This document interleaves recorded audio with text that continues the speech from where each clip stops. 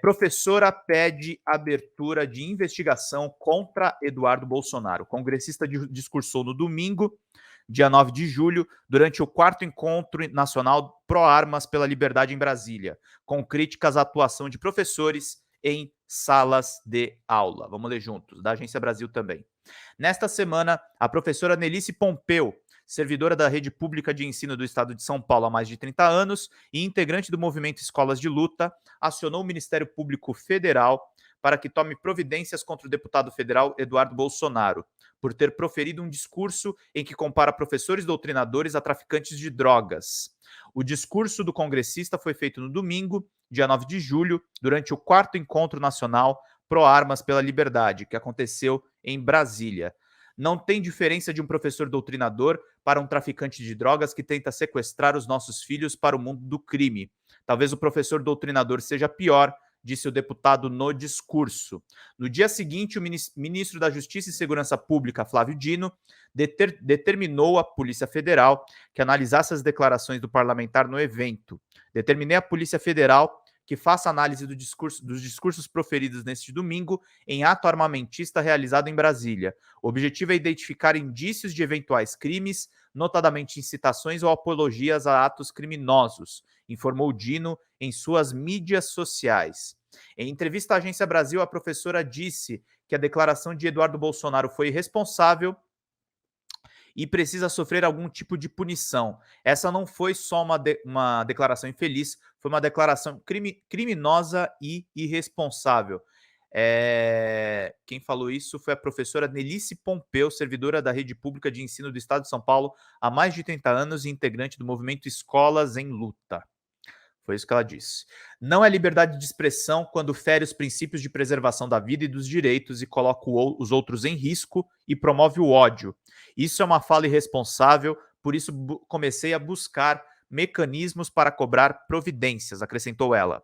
Além do Ministério Público Federal, a professora acionou também a Comissão de Ética da Câmara dos Deputados para que seja tomada alguma providência com relação à fala do congressista.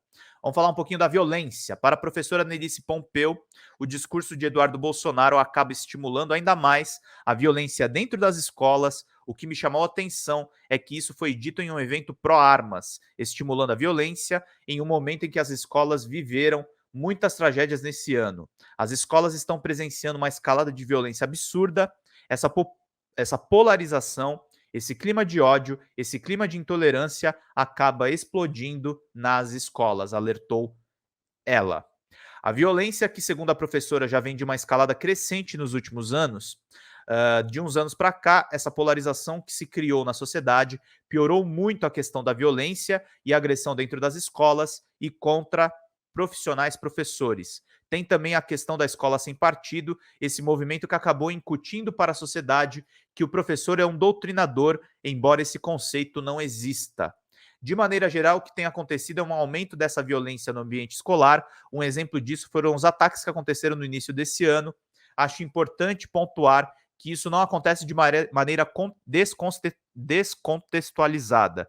Isso é reflexo de um processo que acontece desde o início dos anos 2000, com a criação do movimento Escola Sem Partido e com o processo de perseguição e de vigilância contra professores, reduzindo sua autonomia em sala de aula e atingindo, inclusive, outras instâncias como a de construção de políticas públicas, disse Marcele Frozardi, assessora do Programa de Políticas Sociais da Campanha Nacional pelo Direito à Educação, a Agência Brasil. Quem está na campanha nacional pelo direito à educação é o nosso querido Daniel Cara, que eu quero trazer aqui também. Um levantamento feito pela campanha nacional pelo direito à educação, por exemplo, apontou que eventos de violência extrema nas escolas no Brasil começaram na primeira década de 2000. Antes desse período, não havia registro desse tipo de ataques. Desde então, houveram 16 ataques no Brasil, sendo que 4 deles ocorreram no segundo semestre de 2022. O balanço não computou o ano de 2023. Esses ataques fizeram 35 vítimas fatais, outras 72 pessoas sofreram ferimentos.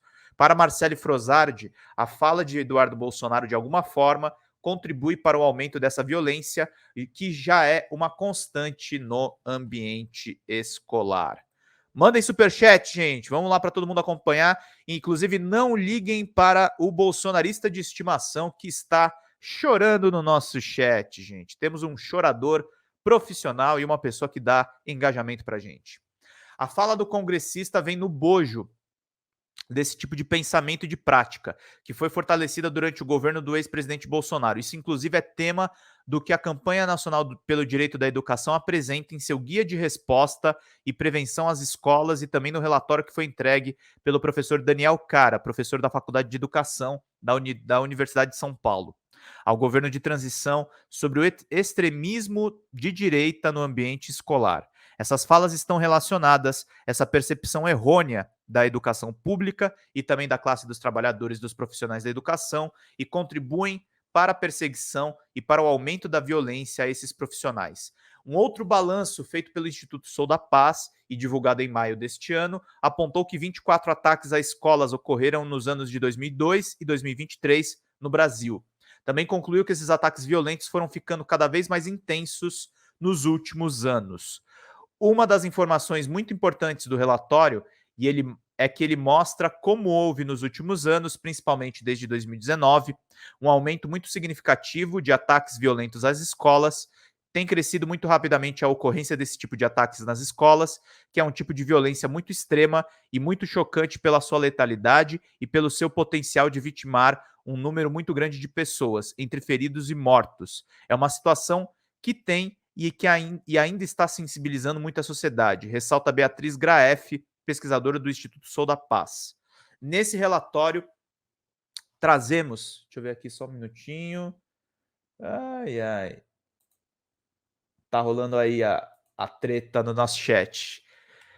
De um cara muito legal que é o De Volta às Origens. Mas vai lá, vai para cima do bolsonarista, meu querido. Para Beatriz, uma fala que foi proferida por Eduardo Bolsonaro acirra uma situação que já é bastante complicada nas escolas. É muito claro que esse discurso de ódio, mesmo quando ele não incita diretamente a violência, é fator de legitimação dos atos violentos contra o grupo ao qual ele se dirige. É uma situação muito triste, principalmente em um momento em que está todo mundo preocupado e muito sensibilizado com o aumento desse tipo de violência extrema dentro das escolas. Ainda mais um ataque assim tão direto à figura do professor, que é absolutamente central para que a escola consiga realizar o seu potencial de ser um espaço não só de desenvolvimento intelectual, mas também de formação da cidadania, de proteção da criança e do adolescente e da proteção de direitos. Cultura da paz. Para Nelice Pompeu, a violência só vai diminuir com ações que estimulem a cultura da paz e valorizem a profissão. Falando em valorizar a profissão, gente, não esqueçam, estamos chegando aí no final da nossa live. Quem puder mandar superchats e ainda não mandou, mandem contribuições aqui, porque precisamos da ajuda de vocês para manter aqui os nossos trabalhos, meus queridos.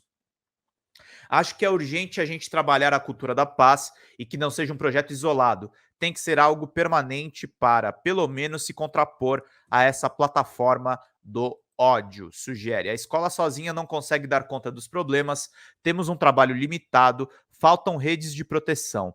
A profissão foi muito desvalorizada de uns anos para cá, como se qualquer pessoa pudesse chegar na sala de aula e dar uma aula. Não é assim, estamos lidando com o futuro, temos uma responsabilidade nessa formação e o professor não pode trabalhar amedrontado, intimidado, com medo de demissão ou de perseguição. Ele precisa ter um suporte, diz alerta. Para Marcele Frozardi, a construção de um projeto que combate a violência passa também pela punição a falas que estimulem a violência.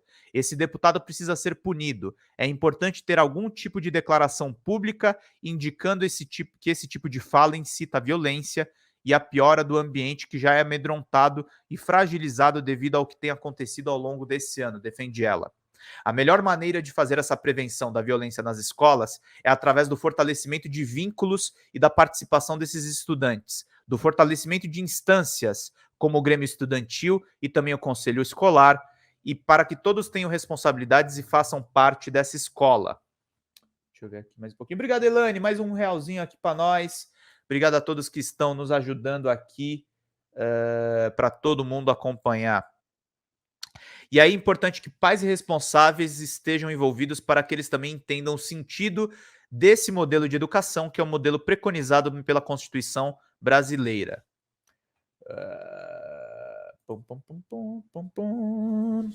Beatriz Graef acrescenta que é fundamental que seja feito um levantamento constante sobre as violências que acontecem dentro das escolas. Por meio desse diagnóstico, acredita é que seja possível criar políticas públicas mais contundentes de combate à violência no ambiente escolar.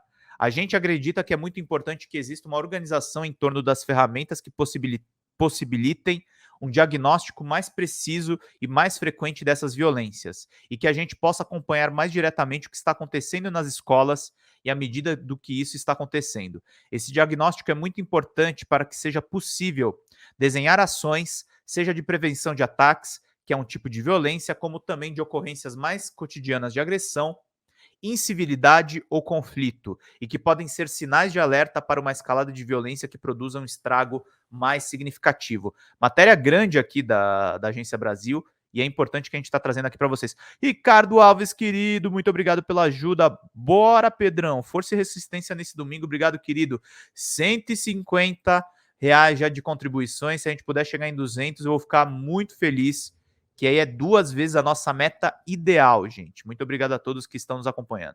Bolsonaro, procurado pela Agência Brasil, o deputado Eduardo Bolsonaro não se manifestou até a publicação da matéria. Em suas redes sociais, o deputado se manifestou sobre o ministro da Justiça ter determinado que a PF investigue as declarações feitas no evento.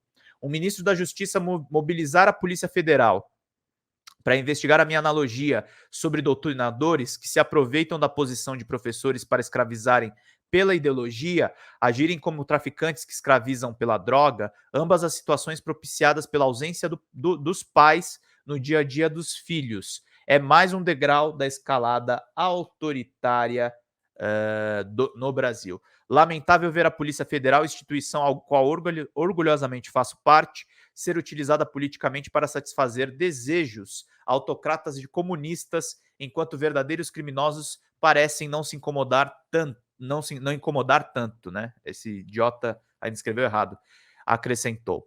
Reportagem da Elaine Patrícia Cruz, repórter da Agência Brasil, muito boa matéria, muito completa a matéria sobre o absurdo dito pelo Bananinha. Bananinha. É isso aí.